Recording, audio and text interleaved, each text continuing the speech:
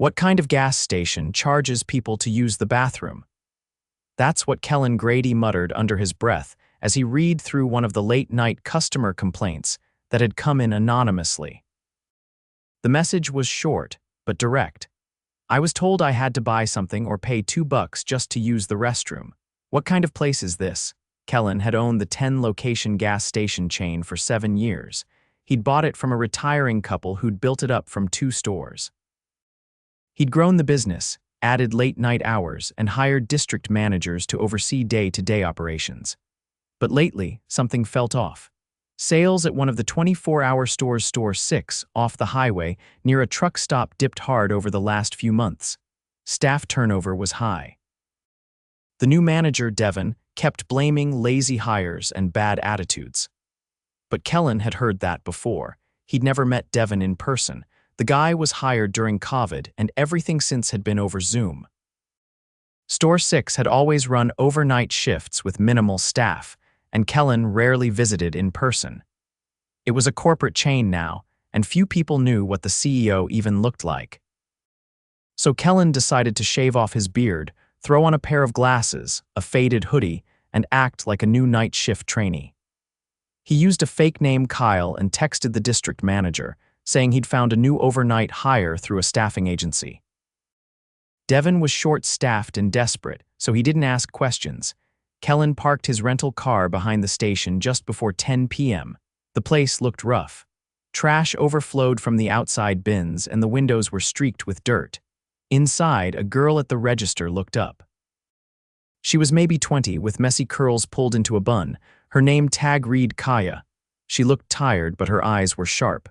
"You the new guy?" she asked. "Kyle? Yeah," Kellan said. "Just got dropped off," she nodded. "Devon ain't here yet, he's always late." "I'll show you the basics." Kaya walked him through the register, the snack restocks, and the cooler routine. She moved quickly, explaining everything in a low voice, like she didn't want to waste time.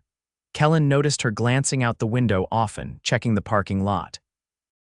"You always work alone like this?" he asked. "Most nights," she said.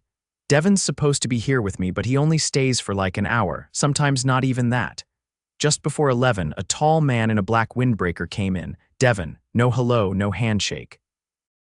"You the new guy?" he grunted at Kellan. "Yeah, Kyle. Don't mess anything up," Devon said, tossing a keyring on the counter. "I'll be in the back." Not even 5 minutes later, a trucker walked in and headed straight for the back. Devon stopped him halfway. "You buy something?" Devon asked. The trucker blinked. "No, just gotta use the restroom. It's for paying customers or $2 cash." The man laughed, thinking it was a joke. Devon didn't laugh back. "I'm serious," he said. "You want the bathroom code, pay up." The trucker handed over 2 crumpled bills, muttering under his breath. Kellan felt heat rising in his chest. He turned to Kaya. Is that normal?" She looked away. "Yeah." "Devon says it's to stop vagrants from messing up the place."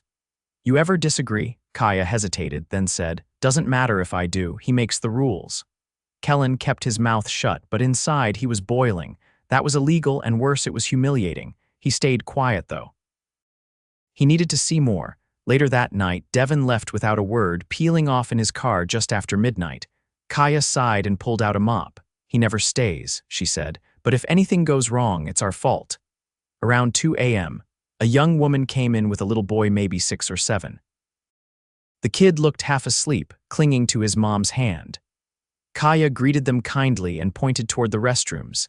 Devon wasn't there, but Kellan watched Kaya quietly walk over, unlock the restroom, and let them in without charging anything.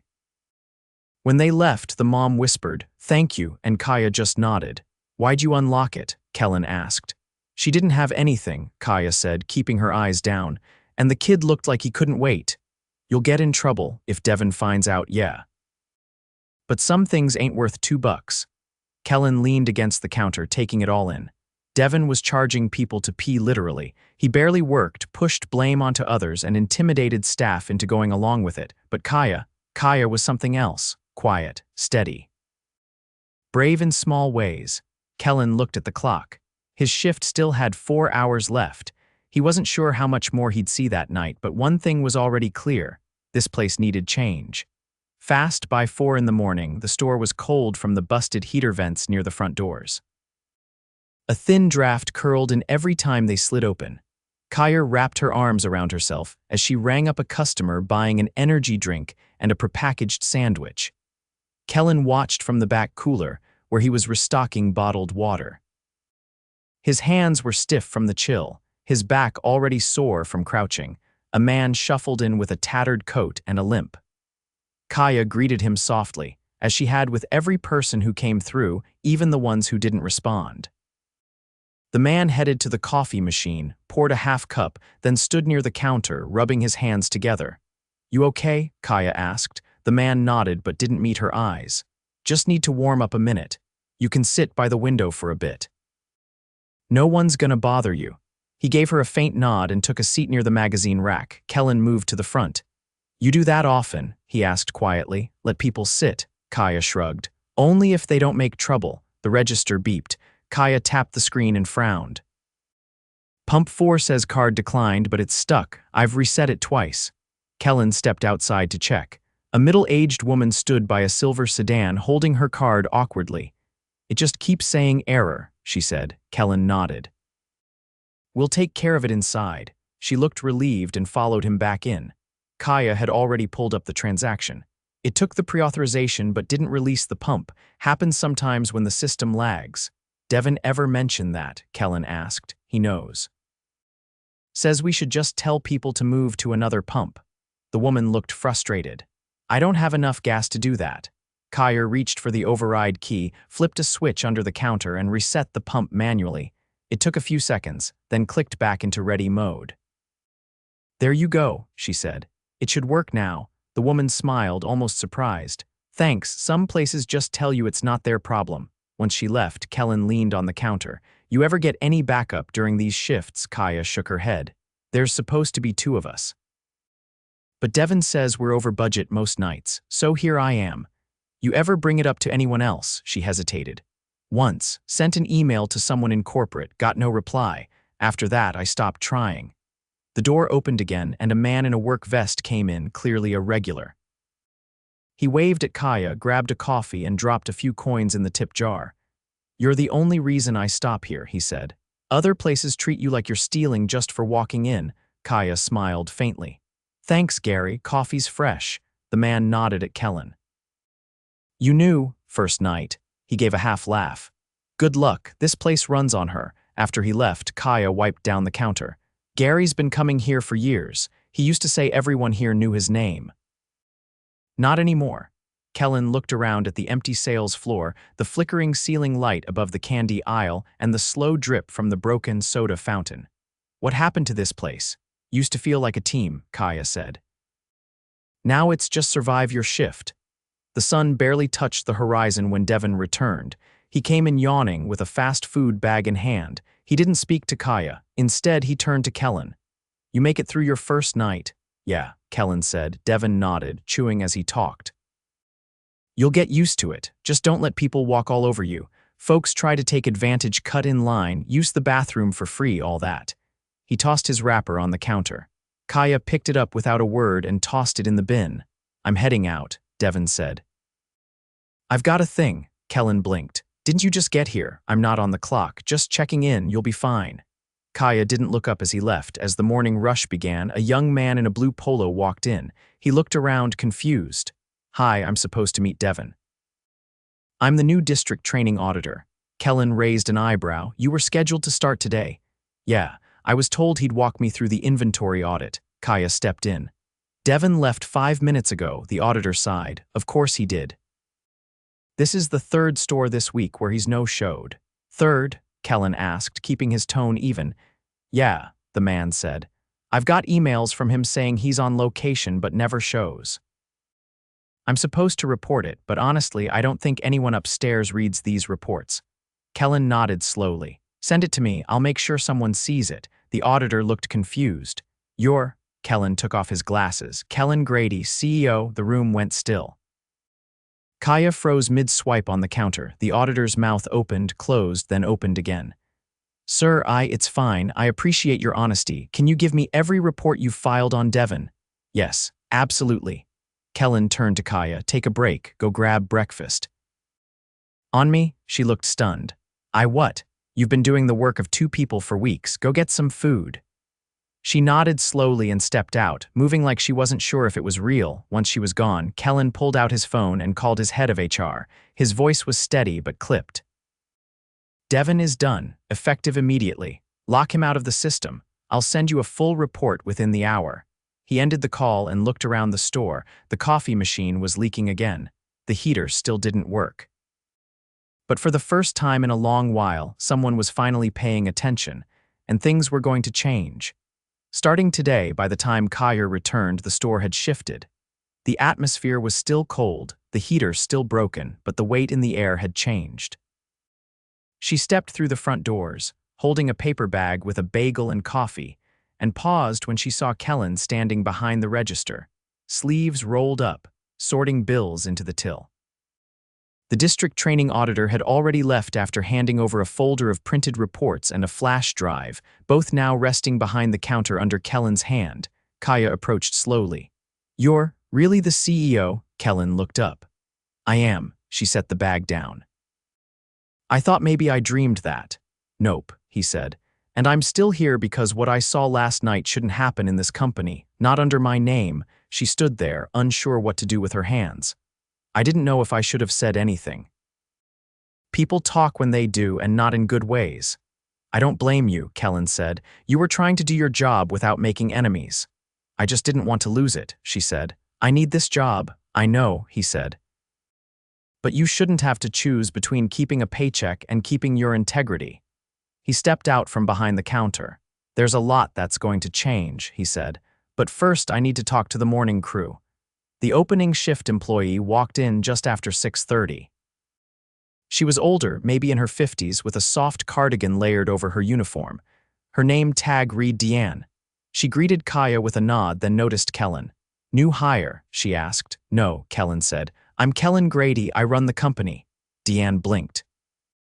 "You're serious?" Kaya gave her a small nod. "I've got some questions about how this store's been running," Kellan said. "You've been here a while." 12 years, Deanne said. "Worked under 3 different managers." "What were things like before Devon?" Deanne exhaled. "We used to get proper shift coverage. We had meetings. If something broke, someone fixed it. Now we're told to make do." "Did you ever report what's been happening?" "Once," she said. "To regional, Devon found out. My hours got cut the next week." Kellan's jaw shifted slightly. "That ends now." He turned to Kaya. "Can you show me the back office?" She led him through a side door past the stockroom. The office was cluttered, with unopened supply boxes stacked to the side and a computer monitor with a cracked corner. An empty energy drink can sat on the desk next to a clipboard filled with scratchy notes and half-completed inventory logs. Kellan pulled out his phone and snapped a few photos. "Has anyone else been using this space?" he asked. "Not really," Kaya said. Devon said he handled paperwork from home. Figures. He opened the filing cabinet. Inside were months of payroll logs, all handwritten, no digital backups. Time cards for overnight shifts were missing entirely for the last 2 months. Kellan stepped back. "Get me a list of everyone who's worked here in the last year. I'll make sure they get paid for every hour they logged." Kaya gave him a startled glance. "Some of them quit months ago. I don't care. If they worked, they get paid." He returned to the front. The morning crowd was trickling in: commuters, truckers, a couple of high schoolers grabbing drinks before class. Kellan stood near the coffee machines, watching them move through the aisles. A man with oil-stained hands walked in. He grabbed a pack of gum and approached Deanne at the counter. "Hey, did Devon finally fix the pump that shuts off early?" "No," she said. "But we've got someone here now who might actually care." The man looked over at Kellan. "You him?" "I am."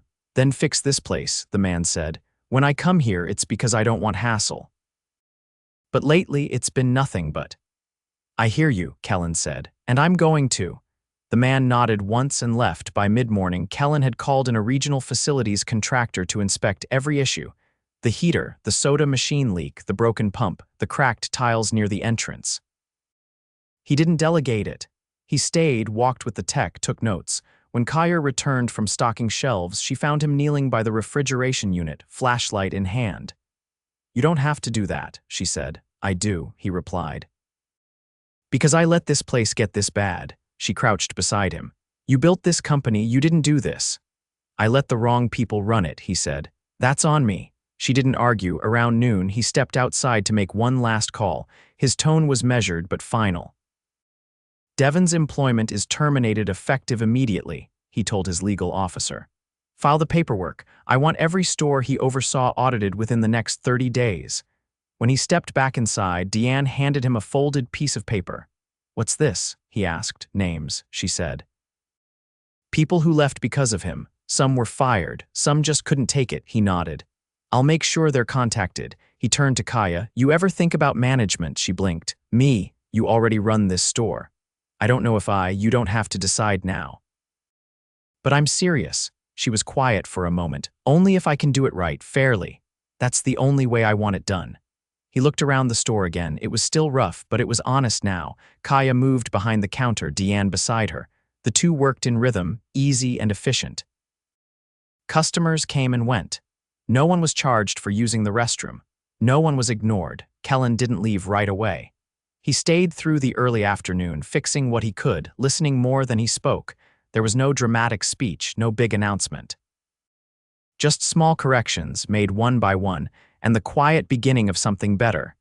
Kellan stood in the back room of Store 6, sleeves rolled, clipboard in hand, reviewing the facility inspection notes with the technician he'd brought in. The man had just finished checking the fuse box and confirmed that the heater wasn't just broken, it hadn't been serviced in at least 2 winters. Kellan nodded, his expression unreadable. Replace the unit, he said. Don't patch it. I want it done right. As the technician left to retrieve parts from his van, Kellan turned to Kaya, who stood just outside the doorway, watching cautiously. He held out the clipboard to her. Keep this, he said. Use it to track what gets fixed. If anything stalls, call me directly. I'll have my assistant send you my contact. I thought someone else would be sent down to run things, she said. Corporate usually sticks to emails. I'm not doing usual anymore, Kellan said. This place doesn't need another outsider stepping in. It needs someone who already knows what's broken. She didn't say anything, but she didn't look away either. Deanne had gone home at the end of her shift, and the afternoon replacement, Paul, a lanky man in his 30s with a quiet way of moving, had come in right on time. Kellan had spent a few minutes talking to him earlier and learned that Paul worked a second job as a janitor at a local middle school. He rarely took sick days, said he couldn't afford them. By mid-afternoon, the sun had burned off the early chill. The parking lot filled steadily, mostly locals stopping in for snacks and fuel. One man came in asking about Devon. Kaya glanced toward Kellan, who stepped forward. He doesn't work here anymore, Kellan said. The man looked surprised. He's the one who gave me a hard time last week, said I couldn't use the air pump unless I bought something first. Kellan didn't blink. That's not how we operate. The man nodded slowly. Glad to hear it. As the customer left, Paul leaned closer to Kaya. I was here that night. Devon told me if I said anything, I'd lose shifts. Kaya didn't answer. She just looked toward Kellan. I'm documenting everything, he said. You're safe now. Later, Kellan stepped outside to take a call from his operations director. After he hung up, he stayed there a moment, watching a mother wrangle her toddler out of a car seat. The boy pointed to the store window and said something about candy. Kellan watched her smile, exhausted but patient, and followed them back inside. He found Kaya restocking the cooler with a new shipment that had arrived an hour late. The driver hadn't been able to find someone to sign off because Devon had never updated the delivery schedule in the system. Kellan had done it himself. You ever think we made this too complicated? He asked, kneeling beside her. All these layers, all this distance. She closed the cooler door. I think people forget how hard it is just to get through one shift when you don't feel seen. He stood. That's not going to happen anymore. He walked to the front counter, where Paul was ringing up 2 firefighters buying bottled water and protein bars. They nodded politely at Kellan, not recognizing him, and left as another customer walked in, an older woman with a cane who moved slowly, walking with careful, deliberate steps. Kaya caught sight of her and stepped out from the stockroom. Hi, Miss Redmond, she said. Let me help with that. She took the woman's basket and walked her to the back corner where the refrigerated milk was kept. Kellan watched from a distance as Kaya gently asked if she needed anything else, then carried the basket back to the register. Paul rang her up and Kaya walked her out to her car. When she returned, Kellan was waiting. "You know everyone who comes in here, just the ones who come back," she said. He nodded once, then looked around the store. "Are you ready to meet the rest of the team?" She hesitated. "There's not much of a team left." "Then we build one," he said. Over the next 2 days, he stayed in town. He didn't tell anyone besides HR and the district coordinator. He visited the other 9 locations, unannounced.